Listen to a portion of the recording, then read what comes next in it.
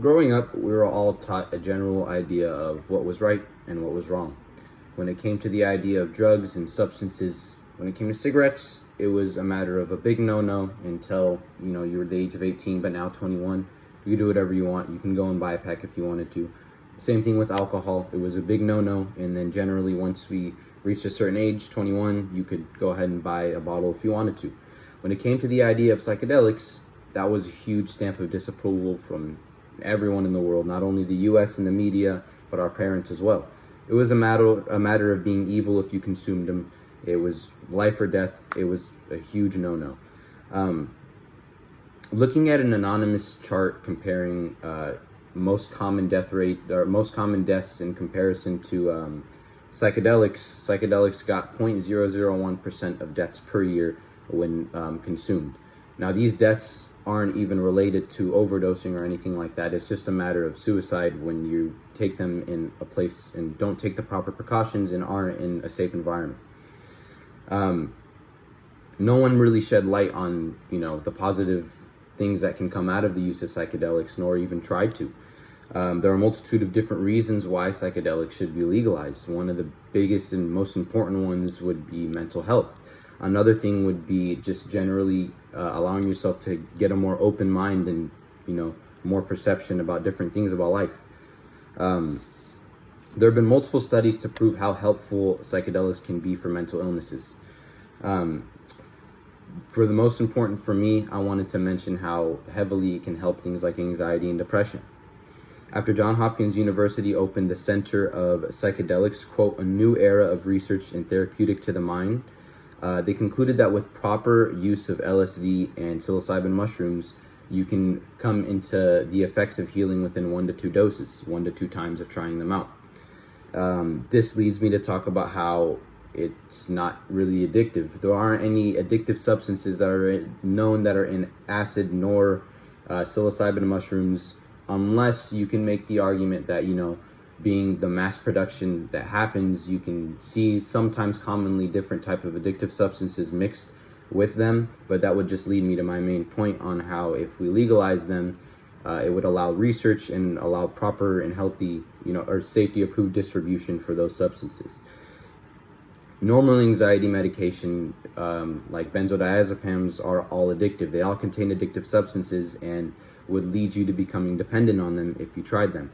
You wouldn't be able to get hooked on, or you wouldn't be able to leave off of them if you got hooked onto them, just because you would receive extreme bad withdrawals. The idea of microdosing is also something that we shouldn't overlook.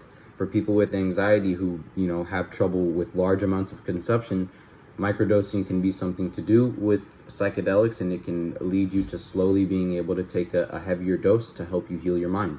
And it can also, really help with chemical imbalance, which is the complete opposite of what the benzodiazepams do for you. So if you're doing it every day, it can help rebalance your brain and just lead to a little bit more positive thinking. And it's not something that just goes away once you stop taking it, like the benzodiazepams. According to Dr. James Fadiman, microdosing can help do the opposite of what the depression drugs do, and like I said, rebalance your brain. It also is important to mention that microdosing psychedelics doesn't damage your liver or any internals along those lines, like the over-the-counter drugs do for depression and anxiety and mostly other mental illnesses. So an article by Keisha McLean Green lists that the most popular antidepressants are called Xanax, Valium, and Ativan. Some of these you might have heard of, but the most popular being Xanax. Xanax is really easily abused by multiple people, especially within our age range of 20 to 25. It's really common to see people take a little bit too much of a dosage and end up overdosing. And it's also really easy to obtain. It's easy to get hooked, and it's really hard to take yourself off of due to the amount of withdrawal that you can get. Psychedelics are commonly known to also help open your mind. This is something that also, ties into the idea of it helping cure with mental illnesses, but it can also just generally help bring a more open mind towards your whole life and, dig down deep into the things that you might not have known about yourself and about the world. Especially when taken in high doses, psychedelics can lead to something that I wanted to touch up on called an ego death. According to the quote Human Hallucinogen Research Guidelines for Safety, an ego death is a complete loss of the subjective identity. Now, when this happens, this basically means that you lose your whole sense of self. You don't know who you are. You don't know what anything around you is. You lose any type of, subjective detail that orients around your life, and any type of, bias that you may hold on certain opinions or even on yourself. The reason that ego death is so helpful when it comes to a healing process of not only the mental illness, but just opening your mind, is because it really blocks out any type of bias that may come with, thinking on certain subjects.